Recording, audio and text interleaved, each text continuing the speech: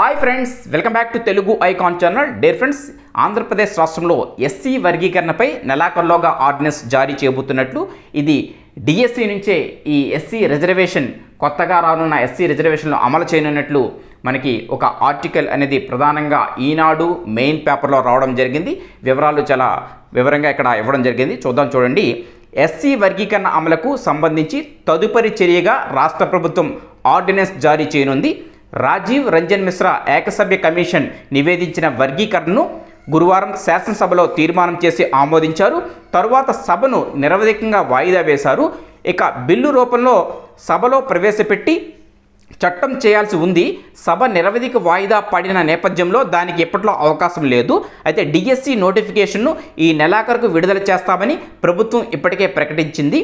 ఏకసభ్య commission నివేదికను మంత్రివర్గ ఉపసంఘం సభ ఆమోదించిన నేపథ్యంలో వర్గీకరణ అమల్లోకి తెచ్చేందుకు ప్రభుత్వం ఆర్డినెన్స్ని జారీ చేయనుంది. ఎస్సీలకు సంబంధించిన రాష్ట్రాలు ఏదైనా పాలసీని రూపొందించే ముందు జాతీయ ఎస్సీ కమిషన్ను సంప్రదించాలని ఆర్టికల్ 338(9) నిబంధన తెలుపుతుంది. ఆ మేరకు 2 రోజుల్లో శాసనసభ తీర్మానాన్ని జాతీయ ఎస్సీ కమిషన్కు ప్రభుత్వం నివేదించనుంది.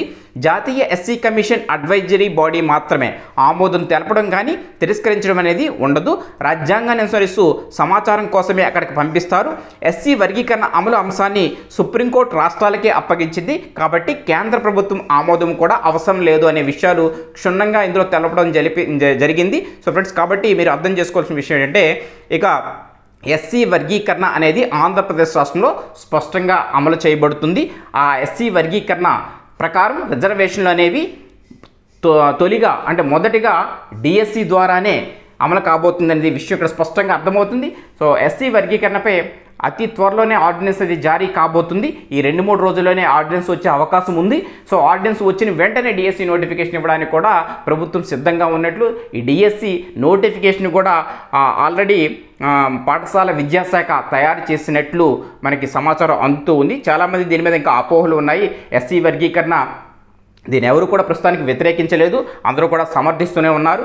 అదేవిధంగా ప్రభుత్వం కూడా చాలా వేగంగా చర్యలు తీసుకుంటుంది. నివేదిక 11వ తేదీ వచ్చింది, కానీ ఈ రోజుకి కంప్లీట్గా ఎస్సీ వర్గీకరణపై ఆర్డినెన్స్ ఒకటే మిగిలింది. ఆర్డినెన్స్ జారీ చేసిన వెంటనే అది మనకి అమలు చేయడం జరుగుతూ ఉంది. తరువాత అసెంబ్లీ సెషన్ స్టార్ట్ అయిన తర్వాత దాన్ని చట్టంగా రూపొందిస్తారు.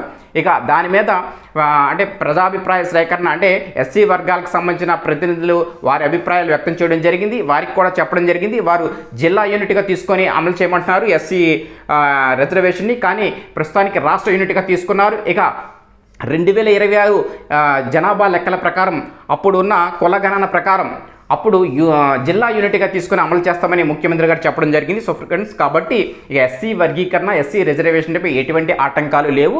అతి త్వరలోనే 2 రోజుల్లో ఇది ఆర్డినెన్స్ ద్వారా అమలు చేయబడుతుంది. కాబట్టి వెంటనే నోటిఫికేషన్ కూడా విడుదలయ్యే అవకాశం కూడా కనిపిస్తూ ఉంది.